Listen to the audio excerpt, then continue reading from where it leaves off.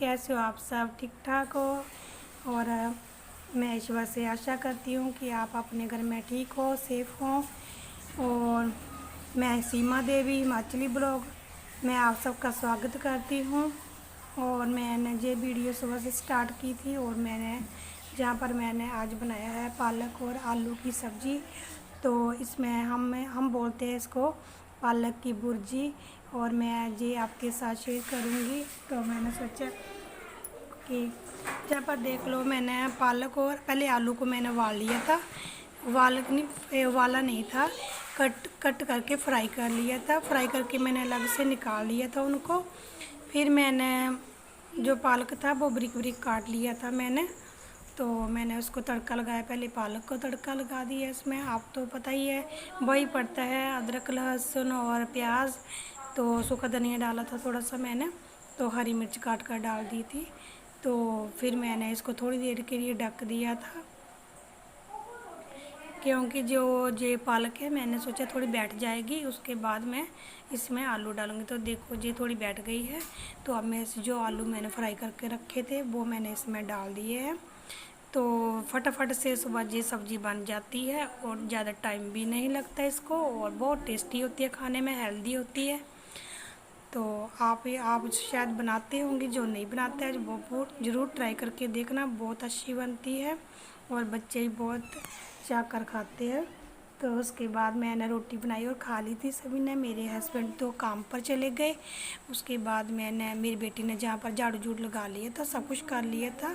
तो उसके बाद मैं पोछा लगा रही थी, साथ साथ में काम कर लेते हैं, कुछ मेरी बेटी कर लेती है, मैं भी कर लेती हूँ। तो मेरी बेटी ने झाड़ू लगाया, फिर मैंने पोछा लगा दिया। तो कपड़े भी हमने दोनों ने मशीन में डाले थे वैसे, फिर भी उनको पानी से निकालना पड़ता है, सुखाना पड़ता है, टाइम तो लगता ही है। तो फिर मैंने जल्दी से जहाँ पर पोछा लगा लिया। तो ये मेरा घर है, तो कुछ ऐसा ही है। तो आप मुझे कमेंट करके बताना कि आपको कैसे लगा, तो मेरी वीडियो आपको कैसी लगती है, कैसी नहीं लगती है, तो मुझे ज़रूर बताना। तो ये जो मेरा कमरा है दूसरे वाला, तो इसकी जो दीवारें हैं थोड़ी ख़राब हो गई है। तो इसकी अभी हमें तो अभी थोड़ी गर्मी चल रही है, तो ठंडा हो जाएगा मौसम, फिर इसके रिपेयर कराएंगे हम। तो फिर मैं आपको पूरा अपना घर का जो होम टूर है वो कराऊंगी, पर अभी नहीं, अभी इसका हमारे घर का काम बाकी है कुछ। तो फिर मैं जब मेरा घर पूरा रेडी हो जाएगा उसके बाद मैं आपको होम टूर करवाऊंगी।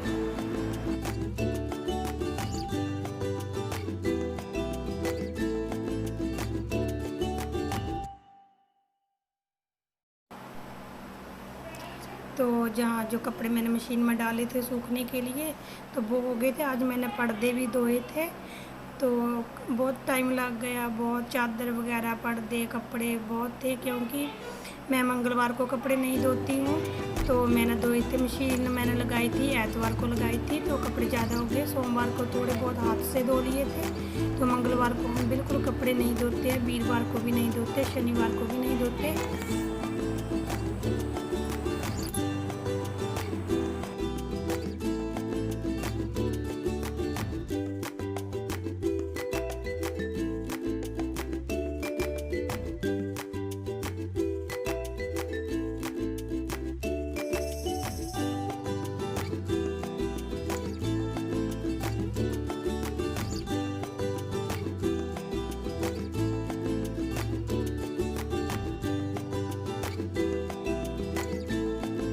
फिर हम छत पर आ गए थे कपड़े डालने के लिए, सूखने के लिए। तो वैसे तो इनको सूखना क्या है, थोड़ी सी हवा तो लगानी पड़ती है कपड़ों को। तो जहाँ मेरा बेटा खेल रहा है, उसके बाद मैंने कपड़े छत पर डाले, और फिर मैं थोड़ा सा मेरा काम बच गया था सिलाई का, वो कर रही थी मैं। कमीज़ तो मैंने पहले ही तैयार कर ली थी, तो मैं इसका जो प्लाजो है वो सिलाई कर रही थी।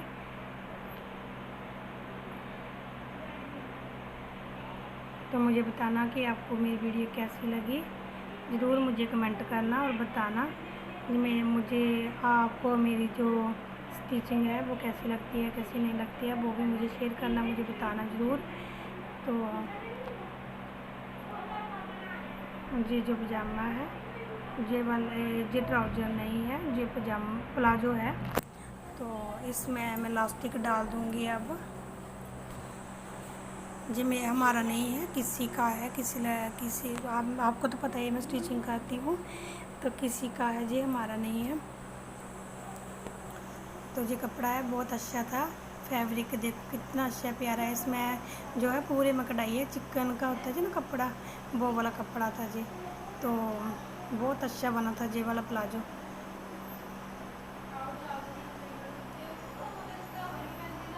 एक तो गर्मी बहुत ज़्यादा है, तो मेरा तो पता नहीं क्यों मेरा काम करने के लिए ना मन नहीं करता, सिलाई करने के लिए। गर्मी बहुत ज़्यादा होती है हमारे जहाँ जलंधर में, तो बहुत ही ज़्यादा गर्मी पड़ रही है। तो आप बताना कि आपके जहाँ कैसा मौसम कैसा है, और मौसम में थोड़ा बदलाव हुआ कि नहीं हुआ है। पर हमारे जहाँ तो बहुत ही ज़्यादा गर्मी है, धूप भी बहुत पड़ रही है।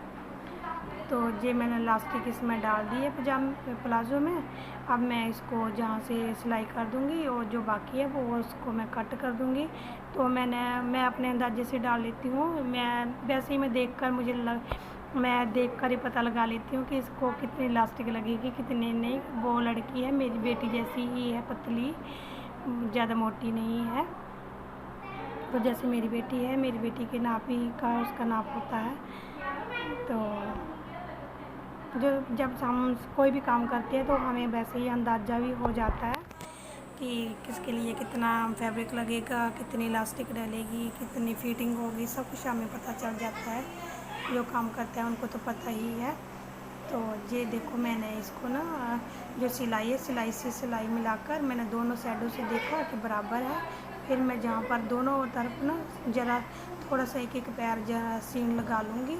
फिर उसके बाद मैं इसको दबाकर, तो पूरे को मैं इसको घुमाकर जो एक सिलाई ऊपर लगती है इलास्टिक के ऊपर, वो खींच कर रखूँगी और लगा दूँगी। ऐसे खींच कर रखना है, तो बहुत ही अच्छी फिनिशिंग आती है ऐसे, और कोई मुश्किल भी नहीं होती है ऐसे। जब हम इसको एक पैर के नीचे दबा देते हैं दोनों साइडों से सिलाई की तरफ से। तो मैंने ऐसे जो एक सीन सी वो मैंने ऊपर इलास्टिक के ऊपर लगा दी। तो बस ये ध्यान रखना होता है कि कपड़ा कहीं इकट्ठा ना हो जाए।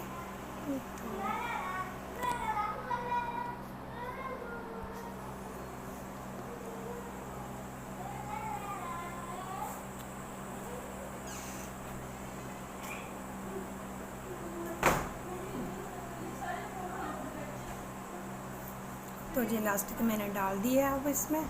तो देखो अच्छा लग रहा है ना, कितनी अच्छी फिनिशिंग आई है इसकी। तो ऐसे ही आती है। तो किसी के कपड़े ध्यान से सीने पड़ते हैं। तो ये देखो ये पजामा है, और ये मैंने इसका कमीज़ तैयार किया था, इसका डिजाइन बनाया था। ब्लैक कलर है, वैसे आपको देख लेना दिखाई पड़ रहा है कि नहीं अच्छे से। तो इसकी बाजू मैंने रखी थी, ये वाली रखी थी अम्ब्रेला। तो इसके गले का डिज़ाइन था, बहुत अच्छा बना था। जेम पर एक मैं बटन भी लगाना था।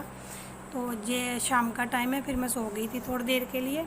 फिर जो मैंने सुबह एक सूट काट कर रखा था उसकी स्टिचिंग मैंने सोचा चलो बाहर बैठकर एक सलवार की स्टिचिंग कर लेती हूँ। सलवार फिर मैंने सलवार जो थी वो मैंने सिलाई कर ली थी शाम को ही। तो इसकी कमीज़ है, उसको मैं कल स्टिचिंग करूँगी। तो अंदर बहुत ज़्यादा गर्मी थी, इसलिए मैं बाहर आ गई थी, आंगन में आ गई थी।